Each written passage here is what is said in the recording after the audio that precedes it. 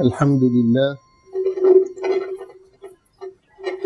لله الذي بنعمته تتم الصالحات وبفضله تتنزل البركات وبمنه وكرمه تتحقق المقاصد والغايات. الحمد لله الذي هدانا لهذا وما كنا لنهتدي لولا أن هدانا الله. لقد جاءت رسل ربنا بالحق وأشهد أن لا إله إلا الله وحده لا شريك له وأن محمدا عبده ورسوله وصفيه من خلقه وخليله. صل اللهم عليه وعلى آله وصحبه وعلى كل من اتبع نهجه إلى يوم الدين. يا أيها الذين آمنوا اتقوا الله حق تقاته ولا تموتن إلا وأنتم مسلمون. يا أيها الذين آمنوا اتقوا الله وقولوا قولا سديدا يصلح لكم أعمالكم ويغفر لكم ذنوبكم، ومن يطع الله ورسوله فقد فاز فوزا عظيما. يقول الحبيب المصطفى صلى الله عليه وسلم: كل أمتي يدخلون الجنة إلا من أبى. قيل: ومن يأبى يا رسول الله؟ قال: من أطاعني دخل الجنة ومن عصاني فقد أبى. أما بعد، أيها الإخوة المؤمنون، أيتها الأخوات المؤمنات، أتحدث اليوم إلى حضراتكم عن واجب المسلم اليوم هنا. يعني ما هو واجب كل واحد فينا؟ هذه مثل خلاصة تكون بإذن الله انطلاقة طيبة الإنسان يحط بها الحروف أو النقاط على الحروف حتى يستطيع بعد ذلك أن يبدأ واجباته نحو الإسلام. اعلموا أيها الإخوة الكرام، أيتها الأخوات الكريمات، أن واجب كل مسلم أو واجب كل مسلم اليوم 3 واجبات. الواجب الأول: أعط معنى لحياتك ووجودك. الواجب الثاني: اتصل بمشروع. الواجب الثالث: كن لك قدوة. اجعل لك قدوة ومثالا. Mes frères, mes sœurs, aujourd'hui nous parlerons du devoir du musulman à l'échelle individuelle. Quel est son devoir ou quels sont ses devoirs envers sa religion et son islam? Et pour récapituler les droits ou les devoirs plutôt du musulman envers sa religion, il y a 3 devoirs. Le premier: donne un sens à ta vie. Donne-toi un sens à ta vie. Le deuxième devoir est un projet. Et le troisième devoir est un modèle et exemple pour toi. أشرح هذه الواجبات الثلاثة. بعض الناس يظن أن الإسلام ما هو إلا بعض العبادات: صلاة، زكاة، صيام، حج، وانتهى الموضوع.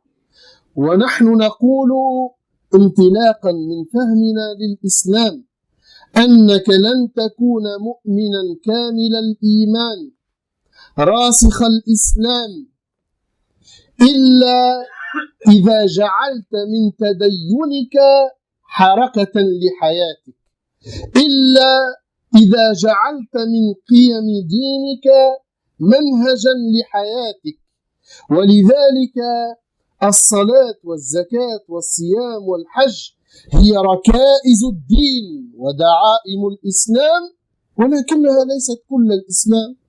الإسلام هو فوق ذلك وأكثر من ذلك. هذه دعائم الإسلام، هذه ركائز الإسلام، من غيرهم لا يوجد إسلام. ولكن عندما تبني دارا، هل تبني له العرس وتقول انتهت؟ لا. أنت لماذا بنيت هذه الركائز؟ حتى تبني فوقها الدار. فاعلموا أن النبي صلى الله عليه وسلم عندما قال لنا بني الإسلام على 5، لم يقل لك أن كل الإسلام هي 5 أو هو 5، لا، الإسلام بني على 5، يعني هذوم ركائز، من غيرهم ما فيش إسلام. ولكن تبني العرس وتبقى قاعد، لا، مش إسلام هذا. بعد ما بنيت العرس الآن ابني الدار، تلقى نفسك على قد ما متنت البناء ومتنت العرس إلا وبنائك يكون شامخ أكثر وأقوى، ويكون قادر على مواجهة العواصف والزلازل والمحن.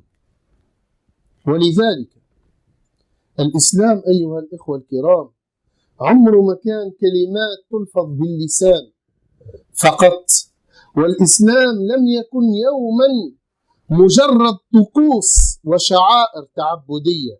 الإسلام هو عقيدة تستقر في القلب، وشريعة يعمل بها الجسم، ومنهج حياة للفرد والمجتمع.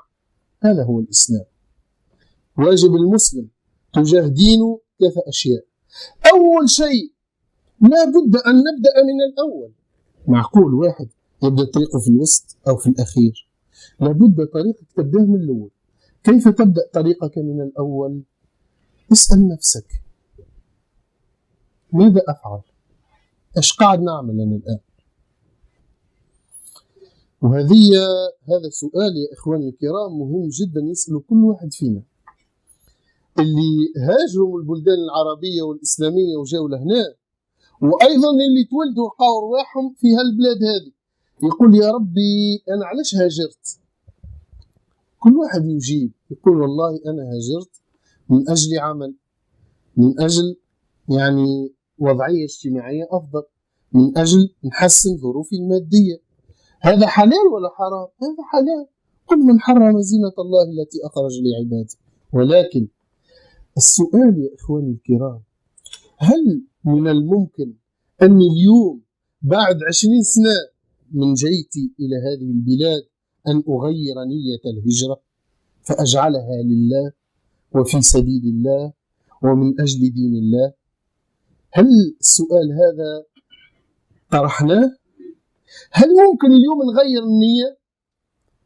ما قال النبي صلى الله عليه وسلم إنما الأعمال بالنيات وإنما لكل امرئ ما نوى، فمن كانت هجرته إلى الله ورسوله فهجرته إلى الله ورسوله، ومن كانت هجرته إلى خدمة يصيبها أو سيارة يشتريها فهجرته إلى ما هاجر إليه. الآن كلنا نعرف أن النية ليست طابع ختم إذا حطيته مرة ما عادش يتغير، لا، النية تتغير وتتلون وتتبدل. فاجعل نيتك لله، هذا هو المقصد. أول سؤال وأول واجب على كل مسلم تجاه دينه هو أن يقول ما معنى وجودي هذا؟ لأن كثيرا من الناس، بل نقول أكثر من 90% من البشرية، في 7 مليارات من البشر، أكثر من 6 مليارات ونص، تحب نحكيكم قصة حياتهم؟ ولد فاحتفلوا به وصنعوا له اللحم والعقيقة، ثم إذا كان ذكرا يكبر طهروه، ثم دخل إلى المدرسة وتعدى من الابتدائي للثانوي، ممكن في الثانوي بعد يمشي شد خدمة، وممكن يدخل للجامعة، وبعد ياخذ له شهادة ويفكر في العمل، أعمل شوية بدا يفكر في الزواج، تزوج أصبح فيه مشروع أبناء، جاب الأولاد وفرح بيهم وبدا يكبر فيهم ويكبروا قدامه وبعد كبروا وبدأ يزوج فيهم، ثم جاءه ملك الموت وقال له مرحبا بك في الحياة الأخرى فقد أديت ما عليك. بالله هل هذه حياة؟ إنسان يعيش ويموت وما يبدل شيء، يعيش ويموت وما يسألش نفسه ايش قاعد يعمل في هالحياة هذه؟ أفحسبتم أنما خلقناكم عبثا وأنكم إلينا لا ترجعون. تو هذه هي حياة، هذا هو معنى وجودنا يا إخواني الكرام. حياة أغلى من هذا، والحياة أعظم من هذا كله. ومن هذه النقطة نمر إلى النقطة الثانية. النقطة الأولى قلنا الواجب الأول ضع معنى لحياتك ووجودك. النقطة الثانية اتصل بمشروع. الآن أنت عرفت أنه لابد يكون لحياتك معنى، لابد يكون لوجودك وظيفة، لابد يكون لك عمل منتج تنفع به نفسك وأمتك. الآن السؤال، ما هذا العمل الذي سأنتفع به وأنفع به أمتي؟ إخواني الكرام، سكان ليمونا وما جاورها، بالله عليكم نادولنا وزير الشؤون الدينية متاع فرنسا، خلي يشوف لنا مشاريعنا ويبني لنا مساجدنا، وخلي يعمل لنا مجلس متاع فتوى، وخلي ما فيش. انتم وزارة الشؤون الدينية متاع فرنسا، انتم المسؤولين على شؤونكم الدينية. هالبلد هذا بلد علماني، الدولة والدين والمساجد والكنائس ما عندهمش علاقة ببعضهم. ايش معناتها هذا؟ يعني من يرعى شؤون المسلمين هم المسلمون، من يبني مساجد المسلمين هم المسلمون، من يصنع مؤسسات للمسلمين هم المسلمون. وعندما نقول لكم المشاريع مش فقط بناء مساجد، بناء مساجد، إقامة معاهد، إرساء مؤسسات، القيام بالجمعيات المختصة، جمعيات في الأمور بتاع الناس اللي داخلين في الإسلام الجد، جمعيات مختصة في المرأة، جمعيات مختصة في العمل الخيري، جمعيات مختصة في العمل الدعوي، جمعيات في العمل الثقافي، جمعيات في العمل الرياضي، جمعيات طلابية، جمعيات شبابية، كلها بناء عمل ومؤسسات متخصصة. الآن إذا قلنا أعطي معنى لوجودك وحياتك، بعدها تشوف أنت على حسب مؤهلاتك وقدراتك والأشياء اللي قادر تعملها، ما هو المشروع اللي قادر تنتج فيه وتعطي فيه وتثمر فيه. ولذلك النقطة الثانية، واجب كل مسلم نحو الإسلام هو اتصل بمشروع، اجعل لك أمر تهتم به، تتبعه وتراعيه، تشوفوا ايش ينقصوا وايش يزيدوا. هذا هو المطلوب من كل واحد منا، ومش مطلوب من هذا انك تكون دكتور حتى تنفع دينك. في شكون ربي يوسع عليه في الرزق، برزقه يعاون المسلمين ومشاريع الإسلام. في شكون ربي يوسع عليه في العلم، بعلمه ينفع الإسلام وينفع المسلمين. في شكون ربي يوسع عليه بالصحة، بصحته ينفع الإسلام والمسلمين. في شكون ربي أعطاه أولاد، في شكون أعطاه وقت. كل واحد كل ميسر لما خلق له. هذا هو الواجب الثاني. شوفوا ربي عز وجل ايش يقول لنا: واذكروا إذ أنتم قليل مستضعفون في الأرض. يعني الإخوة، تحكي مع الإخوة القدماء، يقول لك يا حسرة في السبعينات والثمانينات والتسعينات كنا تعبانين وكان حالنا أصعب، وكنا نحكيه مع الإخوة على هذا. شوف ربي شي ذكرنا، هاك المرحلة المكية اللي ربي كرم المسلمين بعدها بالمرحلة المدنية هي نفسها يذكرنا بها اليوم وتنطبق علينا نحن المسلمين اللي جاوا في الستينات السبعينات الثمانينات، يشوفوا الفرق ما بين البارح والفرق بين اليوم، ويتذكر الآية هذه وكأنها تتكلم عنا: واذكروا إذ أنتم قليل مستضعفون في الأرض تخافون أن يتخطفكم الناس فآواكم وأيدكم بنصره ورزقكم من الطيبات لعلكم تشكرون. وبعدها ايش قال لك؟ اسمعوا مليح، ربك يخاطبك: يا أيها الذين آمنوا لا تخونوا الله والرسول وتخونوا أماناتكم وأنتم تعلمون واعلموا أنما أموالكم وأولادكم فتنة وأن الله عنده أجر عظيم يا أيها الذين آمنوا إن تتقوا الله يجعل لكم فرقانا ويكفر عنكم سيئاتكم ويغفر لكم والله ذو الفضل العظيم. ربك قاعد يقول لك يا أخي أنا كرمتك ووسعت عليك ورزقتك وأعطيتك الحرية وأعطيتك المال والشهرية وأعطيتك والأبناء والذرية وأعطيتك الزوجة والمسكن والسيارة والمشروع والدار في البلاد، باش تقول لي يا ربي راهو شغلوني أولادي وشغلوني أموالي، أنا أعطيهم لك باش تعطيهم للإسلام، مش كل تعطيهم، باش تعطي منهم للإسلام، باش تخصص شوية من وقتك ومن مالك ومن جهدك ومن علمك ومن صحتك للإسلام وللمسلمين. أنا ما أعطيتهم لكش باش تقول لي يا ربي تشغلت بيهم، هم نحيهم لك تولي فارغ شغل وانتهى الموضوع. وليت مشغول بابا، ما عادش عندك وقت للإسلام والمسلمين، ما عادش تفكر في أمتك، حتى نحي لك الشغل تتولي فارغ ما شاء الله، تدخل الانتريت وتبقى نهار كامل وانت تلعب في هكا الوحدات المتقاطعة. ولذلك يا إخواني قيدوا نعمة ربي بشكرها، وكيفاش تشكر نعمة ربي من جنس النعمة.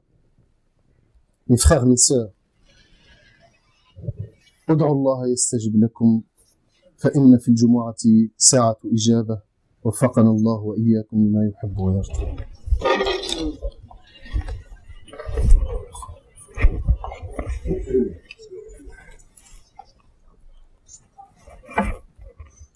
الله يبارك.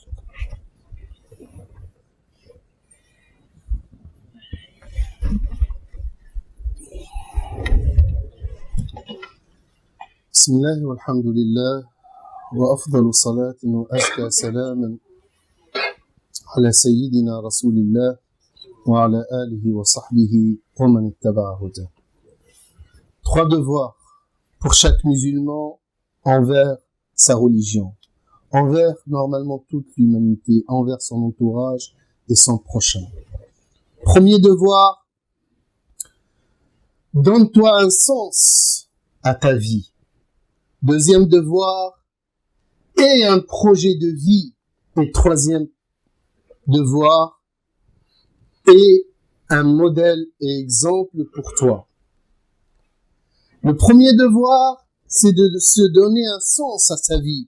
Vous savez pourquoi? Parce que Monsieur Tout-le-Monde, vous voulez que je vous raconte la biographie de Monsieur Tout-le-Monde? De plus de 90% de l'humanité, des milliards de gens, le jour de leur naissance, on est tout content. On fait à manger. Il a grandi un peu et après on lui a fait la circoncision si c'est un enfant. Et après, il rentre à l'école. Il sort de l'école, il va au collège et après le lycée, peut-être qu'il fasse un cursus professionnel et après, il va directement à la vie professionnelle où il a son bac et il prend une maîtrise ou je sais pas quoi. Et après, il va réfléchir à la profession qu'il va faire. Il va chercher un travail. Dès qu'il a le travail, il travaille 1 an, 2, 3. Il réfléchit à épouser une femme et avoir une famille, fonder une famille. Après, il a des enfants. Après, les enfants grandissent. Il se marie et il se retrouve à la retraite. Il attend l'ange de la mort. L'ange de la mort vient et c'est l'histoire de plus de 90% de l'humanité. Il passe par là sans laisser aucune trace. Subhanallah. Est-ce que c'est la vie d'un musulman, d'un croyant? Ce qu'il faut connaître et savoir aujourd'hui, c'est que je suis musulman. Ce n'est pas une simple étiquette que j'ai sur le front. Je suis un croyant. Ce n'est pas des paroles qui passent par la langue. Je suis musulman, je suis croyant, donc l'islam pour moi est un mode de vie. La foi pour moi, ce n'est pas de simples notions théoriques, mais c'est une façon de faire ma vie. L'islam pour moi et ma foi est un projet de vie. et un sens de ta vie veut dire se poser la question, mais qu'est-ce que je suis en train de faire?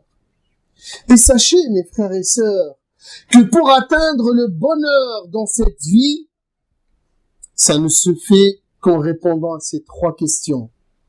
D'où est-ce que je suis venu? Qu'est-ce que je suis en train de faire? Et où je vais aller après? C'est ce qu'Allah nous dit, subhanahu wa ta'ala. Il faut pas croire que l'islam est un ensemble de cultes. Une fois on a accompli, c'est bon, je suis musulman. Non, ce ne sont que les piliers de l'islam. Après l'islam, c'est beaucoup plus vaste que ça. Ce sont les piliers de l'islam. Les actes cultuels sont les piliers, sont les moyens de se ressourcer spirituellement. Mais après, l'islam, c'est toute une vie, c'est tout un projet. Ceux qui sont venus du bled dans les années 60, 70, 80 et même après, pourquoi on est venu? On avait une intention et on connaît très bien le hadith du prophète sallallahu alayhi wa sallam. Les actes ne valent que par les intentions. Celui qui a immigré pour Allah et son prophète, son immigration lui sera comptée en tant que telle. Et celui qui a immigré pour une voiture ou une femme ou un projet ou pour l'argent, eh ben, ça serait compté en tant que tel. Mais sachez que l'intention change. Elle ne reste pas toujours la même. Et on a aujourd'hui une occasion d'or, un trésor, c'est de changer son intention de sa venue et son installation ici. Faites-la pour ce qui est plus précieux et plus important. Pour ta communauté, pour ta religion. Wallahi, ça vaut le coup. Ça ne vaut pas le coup aujourd'hui de vivre que pour soi-même, pour sa petite famille. C'est un devoir, mais et appelez-moi le ministre des Affaires religieuses ici. On n'a pas, vous êtes tous responsables. Cette religion, subhanallah, la responsabilité de cette communauté incombe à chacun de nous. Il faut qu'on ait ce devoir. Donc, aie un sens à ta vie. Demande-toi, même pour les jeunes, les frères et sœurs qui sont nés ici, qui se demandent qu'est-ce que je suis en train de faire? Quel est mon projet de vie? Et c'est le deuxième point. Après le fait de se poser cette question et se dire, il faut que j'ai un sens. Il faut que je donne un sens à ma vie. Eh ben, on passe à la deuxième étape. Eh ben, comment se donner le sens de sa vie? Eh ben, il faut, subhanallah, avoir un projet. Il faut être bénéfique à la communauté. Subhanallah, consacre-toi pour ta petite famille, ta grande famille, mais aussi pour ta plus grande famille, qui est ta communauté et aussi le bienfait de toute l'humanité. Le prophète, Allah subhanahu wa ta'ala lui a qualifié de grâce, de miséricorde, de bénédiction pour l'humanité. وَمَا أَرْسَلْنَاكَ إِلَّا رَحْمَةً لِلْعَالَمِينَ. Il faut qu'aussi sa communauté soit une bénédiction pour l'humanité. Parce qu'Allah a dit, قُلْ هَذِهِ سَبِيلِي. Dis, ceci est mon sentier. أَدْعُو إِلَى اللَّهِ. Je prêche le sentier d'Allah, على بصيرة, avec sagesse et connaissance. أَنَا وَمَنِ اتَّبَعَنِي. Moi, ainsi que ceux qui me suivent. Donc, Allah subhanahu wa ta'ala, s'il nous a donné aujourd'hui cette stabilité financière, cette stabilité psychologique, de santé, cette stabilité, subhanallah, familiale, ce n'est pas pour rien. Ce n'est pas que pour se consacrer pour sa petite famille. Non, pour la communauté aussi. Il faut avoir un projet de vie. Il faut avoir un mode de vie qui soit en harmonie avec nos valeurs et notre foi. Voilà, mes frères et sœurs, comment, subhanallah, rendre sa vie utile. Wallah, ça vaut pas le coup aujourd'hui. Avec toutes les difficultés qu'on est en train de surmonter, ça ne vaut pas le coup de vivre que pour soi-même. Mais on est créé pour autre chose qui est plus précieuse. Donc, deuxième chose, c'était de se donner un projet de vie. de faire un projet de vie, celui qui donne avec son savoir-faire, avec son métier, avec son argent, avec le temps qu'il a, avec la santé. Tous, on est tous capables de donner quelque chose pour cette communauté. Troisième chose qui nous facilite la tâche, c'est le devoir d'avoir un exemple et un modèle de vie. Et pour cela, on doit avoir trois choses. Premièrement, il faut savoir que notre modèle absolu est le prophète Mohammed sallallahu alayhi wa sallam. Que son épouse bien-aimée Aïcha le qualifie de Coran qui marche sur terre. Quand on lui a dit, mais décris-nous le prophète sallallahu alayhi wa sallam, comment il était? C'est une question qui demande vraiment tout un livre. Elle a répondu par une seule phrase, il était un Coran qui marche sur deux pieds. C'est ça le prophète sallallahu alayhi wa sallam. Donc notre modèle absolu, c'est le prophète Mohammed sallallahu alayhi wa sallam. Mais c'est très important d'avoir des exemples et des modèles qui sont en vie aujourd'hui, qui sont proches de nous. Il faut pas tout le temps chercher ces exemples et ces modèles 1400 ans en arrière. Il faut chercher des exemples vivants, les modèles qui sont proches de nous. Et on en a aujourd'hui, subhanallah. Cette communauté n'a jamais été stérile. Elle a toujours donné des exemples. Elle a toujours produit des modèles pour la communauté et pour les musulmans. Cherchez vos modèles qui sont avec vous dans ces projets. Et troisième chose aussi qui nous aide à être dans un projet, c'est la bonne compagnie. Subhanallah. Parfois, les obligations de l'islam sont difficiles quand on est seul. Mais comment elles sont faciles quand on est en groupe.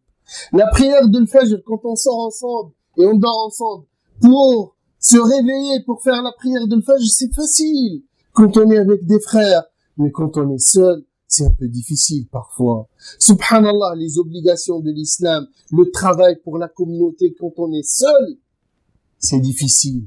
Mais quand on est une mosquée, quand on est des frères, quand on est un groupe qui travaille ensemble, qui s'entraide, qui s'encourage mutuellement à faire le bien, les choses deviennent de plus en plus faciles.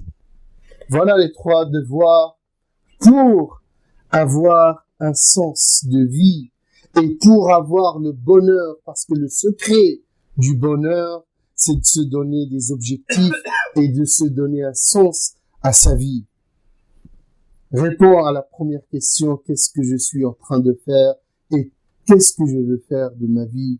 Deuxième question aussi, réponds, quel est ton projet de vie? Et après, quel est ton modèle et quelle est ta compagnie? Ce sont les trois devoirs individuels du musulman envers sa religion, sa communauté et envers toute l'humanité.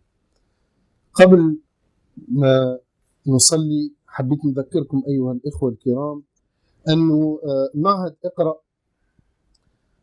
ينظم أول مؤتمر إسلامي، خلينا نقول أول مؤتمر إسلامي لمعهد اقرأ، ينظمه معهد اقرأ، وهذا نجمع فيه مشايخ من أفضل علماء الأمة ودعاتها. يشرفنا فيها حضور الدكتور راتب النابلسي وحضور الدكتور عمر عبد الكافي والدكتور العربي كشاط، حتى إن شاء الله يشنفوا مسامعنا بالدروس والمواعظ. وموضوع هذا المؤتمر عنوانه محمد صلى الله عليه وسلم لو كان اليوم بيننا. هذا ما نحبوش نرجعوا 1400 سنة للوراء، نحبوا نتشرفوا باستضافة السنة في وقتنا اليوم وفي ظروفنا اليوم، حتى نقولوا للناس لو كان سيدنا محمد صلى الله عليه وسلم اليوم بيننا ماذا كان يوجهنا، إلى ما كان يوجهنا، بماذا كان يأمرنا، عما كان ينهانا، ما هو سلم أولويات يعطيهن. فهذا مؤتمر إن شاء الله نريد منه أنه تمر رسالة مهمة للمسلمين ولغير المسلمين. معهد اقرأ نظم هذا المؤتمر في قاعة من أفخم قاعات الكوت دازور ونيس في البالي دو لا ميديتيراني، حتى تكون رسالة إيجابية. المسلمين الآن تعبوا وتقلقوا ويحبوا ينهيوا هالحالة هذه نتاع أنه مشايخنا نجيبوهم كان دون لي كاف، نجيبوهم كان في الأماكن اللي هي لا، نحبوا نجيبوا مشايخنا في قلب وسط المدينة، في أفخم القاعات وفي أفضل الظروف وبأحسن تنظيم. هذا رسالة نحب نعديوها لغير المسلمين، ورسالة نحب نعديوها للمسلمين أيضا، أنه الأمل موجود ونحب نحسن ظروفنا، كل عام يكون أفضل من اللي قبله. هذا هو المساج نحب نعدوه. إن شاء الله بعد أسبوعين، هذا يكون يوم 9 ماي، فكونوا حاضرين. لا أنسى أيضا أنه إخواننا جاونا من فريجيوس وعندهم مسجد ما شاء الله، مركز إسلامي يشرح القلب، فنحبوا أنه كل واحد منا يتبرع ويعطي الإخوان في فريجيوس حتى تكون لك نور في فريجيوس. كنا نتكلموا على البروجي، ها يكون لك نور في فريجيوس، ويكون لك نور في إيطاليا، ونور في فرنسا، ونور في إسبانيا، في كل مكان عندك نور. بماذا؟ بهكا المال اللي قدمته تبرع لإخوانك. Donc, j'oublie pas deux annonces. La première, c'est le premier congrès de l'Institut Iqra et qui sera organisé dans 2 semaines, Inch'Allah. Dans 2 semaines, on aura l'honneur d'inviter et d'avoir parmi nous le docteur Ratib al-Nabulsi, le docteur Omar Abdelkafi ou le docteur Al-Arbi Kashat pour nous honorer par leur présence et aussi nous parler d'un sujet et un thème très important. Muhammad sallallahu alayhi wa sallam, s'il était parmi nous, on va pas revenir 1400 ans en arrière, mais on va essayer d'inviter la sunna du prophète aujourd'hui pour parler aux musulmans d'aujourd'hui, d'ici. Soyez tous là, Inch'Allah. On a voulu passer un message très important par ce congrès, c'est de l'organiser aux 15 promenades des Anglais, au palais de la Méditerranée, et non pas dans les caves, et non pas dans les banlieues, et non pas dans les quartiers, comme ils disent, sensibles. Non, aux 15 promenades des Anglais, pour dire que nous sommes capables, et qu'on mérite, et que rien ne nous manque pour faire les choses bien comme il faut. Il y a un message aussi intra pour la communauté, un message d'espoir. Soyez parmi nous dans ce congrès, Inch'Allah, pour faire réussir ce projet. Deuxième annonce, c'est concernant le projet de Fréjus. Nos frères sont venus de Fréjus. Ils ont un projet, Masha'Allah. Ils ont un centre islamique à la hauteur et qui mérite, et vraiment qui est décent, qui est vraiment digne de cette religion. Aidez vos frères pour avoir une lumière partout, dans toutes les villes de France et même en dehors de la France. نسأل الله العلي العظيم رب العرش العظيم أن يلهمنا الرشاد ويعيننا على السداد. اللهم اجعل عملنا خالصا لوجهك الكريم. جعلنا اللهم ممن إذا عملوا أخلصوا وإذا أخلصوا قبلوا. اللهم تقبل منا إنك أنت السميع العليم وتب علينا إنك أنت الجواد الكريم. وصل اللهم وسلم وبارك على نبيك محمد وعلى آله وصحبه أجمعين والحمد لله رب العالمين.